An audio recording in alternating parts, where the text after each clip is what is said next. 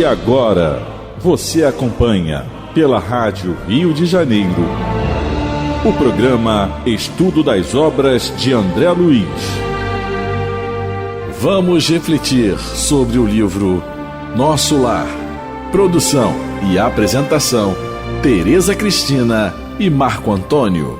Amigos ouvintes da Rádio Rio de Janeiro, a emissora da Fraternidade, novamente aqui estamos com a permissão de Jesus para darmos continuidade ao estudo da vida no mundo espiritual através da obra Nosso Lar, obra que foi ditada pelo espírito André Luiz e foi psicografada pelo médium Francisco Cândido Xavier.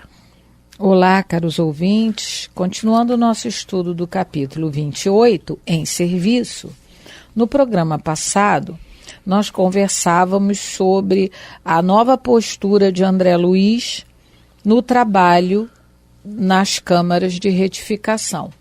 Nós vimos que ele se ofereceu para trabalhar um segundo expediente à noite, porque eles estavam com dificuldades de enfermeiros, relembrando que a Terra estava passando pelo começo da Segunda Guerra Mundial, e muito daqueles trabalhadores, entre aspas, mais fortes, como no dizer de Tobias, estavam em caravanas de auxílio à crosta. Então, André Luiz, vendo a necessidade de mão de obra, ele se oferece. E ele começa a ajudar. O Tobias diz que não poderia ficar com eles durante a noite, mas desejava muita paz de Jesus para todos eles, né? Trabalho, equilíbrio. E o André Luiz começa a não só a cuidar da limpeza, mas também, como ele fez no primeiro momento, mas ele também começou agora a se interessar pelos doentes. Não aquele interesse curioso de só querer saber por saber. Quer dizer, isso é um exercício. Porque a gente vai ver mais tarde, aqui mesmo no livro, que tem uma situação que ele dá uma escorregadela nesse comportamento e ele começa a querer saber coisas que não tem necessidade. E ele mesmo vai conseguir retomar as rédeas dessa conversa e vai parar com a curiosidade, porque a gente sabe que os nossos hábitos, eles não foram formados só nessa encarnação. Nós temos muitas encarnações, muitas reencarnações aqui na Terra, e aqueles hábitos bons e ruins, eles não são desenvolvidos numa só. Eles vêm nos acompanhando, aquilo que a gente tem de bom e aquilo que a gente tem de ruim, que é uma soma muito maior do que o do primeiro. Mas, enfim, então ele era muito curioso, porque ele era um pesquisador, era natural, mas ele agora, o interesse dele já está começando a se controlar. Então ele está interessado realmente em aliviar o doente. Por isso que é sempre um exemplo para nós, né, o André Luiz, nesse progresso que ele faz, no esforço pessoal que ele está fazendo. Lembrando sempre, o interesse maior dele é rever a esposa e os filhos. Mas ele sabe que não é só o querer e vir. Ele tem regras a seguir para o seu próprio bem. Então ele segue essas regras, ele é obediente, né? Coisa que nós não somos. Coisa que nós ainda relutamos a ser. Aí nós estamos no parágrafo 29, que a gente só leu um pedacinho, então vamos retomar daí. A sós com o grande número de enfermeiros, passei a interessar-me pelos doentes com mais carinho. Dentre as figuras de auxiliares presentes, impressionou-me a bondade espontânea de Narcisa, que atendia a todos maternalmente. E aí a gente chegou a comentar sobre isso no programa passado, que ele ficou contagiado pelo tratamento que ela dava aos doentes. Ela era como se fosse uma mãezinha, né, para todos aqueles doentes. Ela aliviava, ela fazia carinho, né? O que, infelizmente, muitos de nós perdemos esse tipo de comportamento, de fazer um carinho, de ser solidário. a gente se impôs tantas barreiras e a gente acabou ficando com medo de se relacionar verdadeiramente, de se expor verdadeiramente, com medo de sofrer muitas das vezes. Então, a gente, infelizmente, quando vai a um hospital, a gente até se espanta com o comportamento generoso de alguns trabalhadores, seja médico, ou seja enfermeiro, auxiliar, né, que devia ser o geral, né, vamos dizer assim, devia ser o comportamento certo e geral para todos. Hoje em dia está se tornando um comportamento de exceção, e não devia ser isso. Então a gente até se espanta com a bondade quando a gente vê um profissional, que aqui nós estamos falando de doentes, então vamos falar da questão do profissional da saúde, que é o nosso foco aqui. Quando a gente vê um profissional da saúde atencioso, carinhoso, interessado em ajudar, a gente se espanta, isso marca a gente. Mas isso devia ser a regra, não a exceção. Mas hoje em dia é a exceção. Eu conheci um médico, me veio aqui na mente agora, o nome dele era Narciso. Tereza, assim, tem notícias dele. E ele, todos os doentes queriam ele, porque ele transmitia não só a paz e se interessar, mas a alegria. A pessoa doente, coitada, e ele transmitia sem deboche, uma alegria sadia. A pessoa ficava rindo, às vezes, só o senhor mesmo, para me fazer rir, mas minha filha e tal.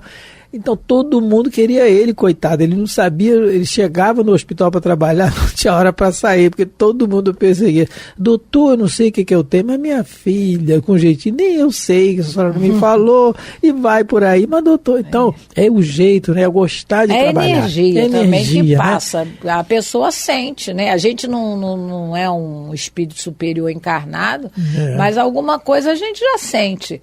Quando o sentimento do outro é verdadeiro. Algo a gente consegue já distinguir, né? Por isso que a gente gosta. E aquilo que, né, Tereza, um exemplo também que a pessoa chega para nós, às vezes, querendo falar o problema, a gente não é para gravar o problema da pessoa, você tá ruim mesmo, não é? O Raul Teixeira conta... Ou competir com a pessoa, o meu é pior. Lembrei de uma história do Raul Teixeira de novo, que do programa passado nós viemos lembrando dele. E novamente eu lembrei, ele, numa ocasião, ele disse que um grupo lá da Casa Espírita que ele dirige lá, trabalha, Sociedade Espírita Fraternidade em Niterói, o grupo foi visitar uns doentes no hospital. E aí, naquele dia, uma das participantes, uma das do grupo, fez uma poesia para os doentes. E aí pediu o Raul para ler. E o Raul, pode ler, ele confiou. E a poesia era A Morte no Hospital. Mas o Raul falou que era uma tragédia. Meu Deus do céu, como é que você faz isso? Alguém já está doente, você ainda traz mais problemas. Não, é para transmitir alegria, saúde, né? Com certeza. Continuando. Atraído pela sua generosidade, busquei aproximar-me com interesse. Tereza, só um pouquinho. Não foi difícil alcançar o prazer de sua conversação carinhosa e simples. A velhinha amável semelhava-se a um livro sublime de bondade e sabedoria. Quando ele fala que é atraído e no final ele termina, semelhava-se a um livro sublime de bondade e sabedoria, nós fomos no Evangelho, no capítulo, Evangelho segundo o Espiritismo, no capítulo 15, fora da caridade não há salvação, no último item desse capítulo, que é o item 10, Allan Kardec coloca uma mensagem de Paulo, o apóstolo Paulo. E no final dessa mensagem, Paulo diz assim: esforçai-vos para que os vossos irmãos, observando-os, sejam induzidos a reconhecer que o verdadeiro espírita e verdadeiro cristão são uma só e a mesma coisa.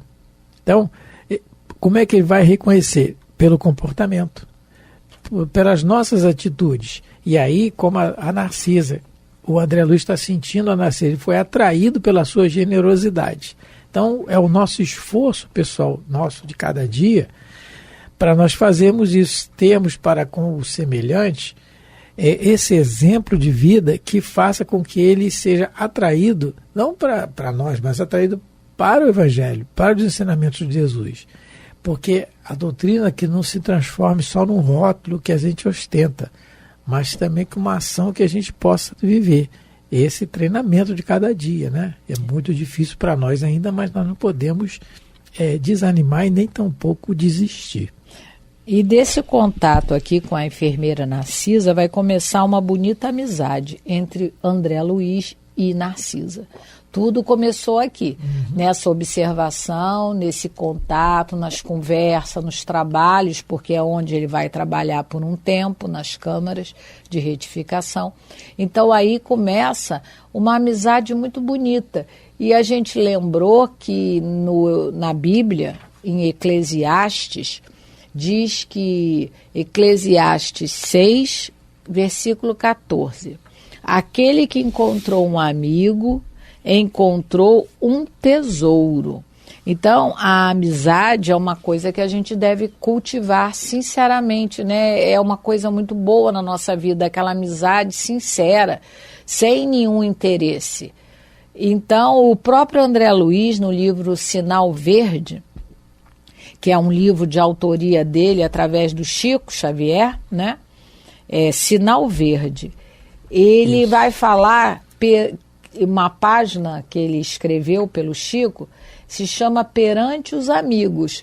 Eu acho que lembrando, né, de todos eles, desses amigos da primeira hora de nosso lar. Dona Laura, o Tobias, o Lísias, a Narcisa. Então foram amigos que da primeira hora de despertamento dele no mundo espiritual se fizeram. E aí tem umas frases muito interessantes que ele coloca. O amigo é uma bênção que nos cabe cultivar no clima da gratidão. Quem diz que ama e não procura compreender e nem auxiliar, nem amparar e nem servir, não saiu de si mesmo ao encontro do amor de alguém. E ele termina dizendo que quanto mais amizade você der, mais amizade receberá.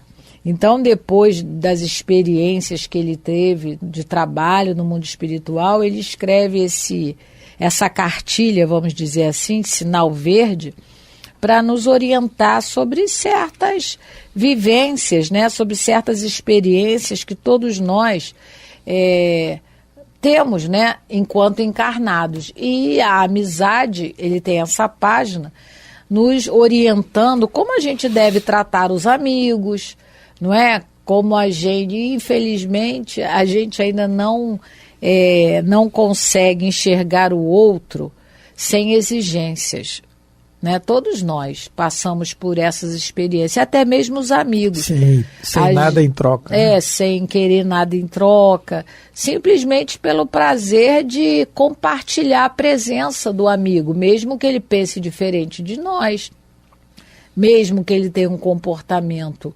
diferente do nosso, mas que a gente saiba ser grato. E principalmente, como nós espíritas falamos, a gratidão aos nossos amigos espirituais, porque esses realmente merecem toda a nossa gratidão, como diz André Luiz aqui, né? Que o amigo é uma bênção que nos cabe cultivar no clima da gratidão. A gente não ser ingrato jamais com aqueles que nos ajudam, que nos amparam em algum momento. Porque a gratidão, no meu parecer, isso aí sou eu que acho, é um dos primeiros passos para você começar a amar. Porque se você não sabe ser grato ainda, você ainda nem começou o trabalho, né, de amar, como Jesus amou. Porque amar do nosso jeito, que não é verdadeiro amor, a gente sabe. Mas amar como Jesus nos amou, um dos primeiros passos é a gratidão. E Tereza leu sobre esse trecho do livro Sinal Verde, eu pesquisei aqui. O livro Sinal Verde, a primeira edição dele é de 72. Nós estamos lendo aqui o relato André Luiz no começo da guerra, é 39. De 39 para 72 são 34 anos. Ele amadureceu. Então, não é? Ele amadureceu. Só que em 72 ele já tinha descrito para nós os detalhes do mundo espiritual através das outras obras subsequentes ao nosso lar. Mas a gente já vê aí nas frases desse livro, e outros, tem também Sol nas Almas, né, e outros livros dele, da autoria dele, e já com o amadurecimento da ideia, né, assim, se preparando realmente para a batalha. Estudando. Para a batalha que vai ser a sua encarnação. Não sei se já está reencarnado ou não, não sei. Mas a próxima batalha dele, que é a próxima encarnação. É o preparo e é o exemplo que a gente tem que ter, né? Então, essa questão do aprendizado, do esforço que ele faz.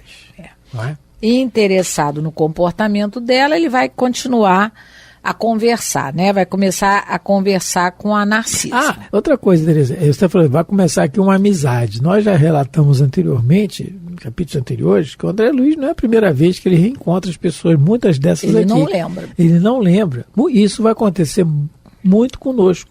Já aconteceu e vai continuar acontecendo por um bom tempo, pela caridade divina, caridade de Jesus, que não permite que a gente lembre, pela vergonha que a gente vai passar, que passaria, se lembrássemos quem é que está lidando com a gente. Como a Tereza falou, nós temos a questão da gratidão, da amizade, sem querer nada em troca. O exemplo disso é o nosso guia espiritual, aquele que nos ajuda, que tenta nos ajudar o tempo todo. E a gente às vezes brinca, né, conversando, como é que a gente vai ser para a gente olhar para ele quando desencarnar. Nem olhar, não, olha a caridade, não olha para mim não, né? Porque o trabalho que teve, meu Deus do céu, Marco Antônio de novo fez quase tudo errado. Mas vamos lá, o importante é não desistir. Uhum. Parágrafo 30. Mas a irmã aqui trabalha há muito tempo? Perguntei, a certa altura da palestra amistosa. Sim, permaneço nas câmaras de retificação em serviço ativo há 6 anos e alguns meses. Entretanto, ainda me faltam mais de 3 anos para realizar meus desejos. E aí aguçou a curiosidade do André Luiz. Claro, é a nossa. Que desejos são esses, né? Por que ela precisava trabalhar 10 anos nas câmaras, né? E aí até nós estamos curiosos também. Que desejo é esse que ela tem? Tão sério desejo que precisa, para ser realizado, ela precisa trabalhar 10 anos nas câmaras, que a gente já viu, que é o primeiro lugar em que aqueles espíritos recém-saídos do umbral se abrigam. E nessa noite a gente já viu que vão chegar 22 dementados que chegaram, né? E 7 em inanição psíquica, como se estivessem em coma. Então, ela tem que ficar ali, ela não está trabalhando num jardim, ela não está cuidando de criança, ela está num ambiente de trabalho, vamos dizer assim, sacrificial, que a gente já viu que o bônus hora, para quem lida com crianças e pessoas dementadas, o bônus hora é dobrado, duplica ou triplica, dependendo, né? Os samaritanos provavelmente devem ter triplicados, porque eles, além de lidar com dementados, eles ainda têm que ir lá nas trevas, como a gente viu, que as condensações fluídicas são muito pesadas. São quase como se a pessoa, os espíritos se sentem quase como encarnados novamente. Tal a vibração pesada que existe. Então, ela alguma coisa muito séria. Nós vamos ver que desejo é esse, Tereza, que ela vai explicar. Só um pouquinho. E ela fala assim, ainda me faltam mais 3 anos. Quer dizer, mais nós estamos falando aqui, gente, de uma pessoa que não é só o trabalho, que não é só quantas horas faltam, bônus horas faltam. Não é isso. É como ela está fazendo. Porque, como a Tereza colocou, o trabalho é um ambiente mais condensado, fluido, pesado. Se ela não trabalhar com carinho, com amor, com satisfação, ela não vai poder ajudar as pessoas, porque dela não vão emanar fluidos beneficentes, que vão beneficiar aquelas pessoas que estão ali doentes. Então é uma coisa automática do tipo de como ela está trabalhando, de como ela está fazendo. Então, não é só a contagem do tempo de quanto falta, não é? E mais uma coisa, ela diz assim, ainda me faltam mais 3 anos para realizar meus desejos. Nós podemos fazer um parâmetro com Paulo de Tarso também, no livro Paulo Estevão, em que ele passa 3 anos no deserto de Palmira, nos exércitos de Dan, no oásis, 3 anos ali trabalhando com as mercadorias que passam por ali. Depois ele passa mais 3 anos como tecelão às portas da cidade onde foi criado, em Tarso. E aí, nesse trecho, eu vou ler que o Emmanuel fala uma frase. Depois desses 6 anos, ele fala assim: vivia tranquilo, e por sua vez vivia tranquilo e satisfeito. Levantava-se todos os dias procurando amar a tudo e todos. Então, para prosseguir nos caminhos retos, trabalhava ativamente. Então, ele vem relatando, é muito bonito. O que ele relata, depois de 6 anos no trabalho, aí sim, ele vai poder realizar o desejo dele, que é pregar o evangelho, né? Como a Narcisa, a Narcisa está falando aqui. Acho que permaneço, mas faltam 3 anos. Agora, de que jeito? O Paulo passou 3 anos no deserto de Dan, se meditando no que ele fez. Mas ele foi aconselhado, como a Narcisa também foi. Como a Narcisa também foi, e como nós somos o tempo todo aqui pelo Espírito, pelo Evangelho. Então, Paulo foi aconselhado por Gamaliel para que ele meditou primeiro... nisso, e depois foi 3 anos mais como tecelão. Olha, são 6 anos. Paulo não começou depois da estrada de Damasco já a pregar o Evangelho. Não foi assim, não. Teve que fazer um preparo íntimo, muito grande, uma realização. Porque para falar com convicção íntima, com exemplo de vida, é diferente. Aqui, a Narcisa, ela vai dizer daqui a pouco que quem deu esse conselho para ela foi a ministra Veneranda, que a gente vai ver que é uma ministra de Nosso Lar. Então, os dois foram orientados para, no caso, o desejo de Paulo era falar de Jesus, mas tinha que se preparar.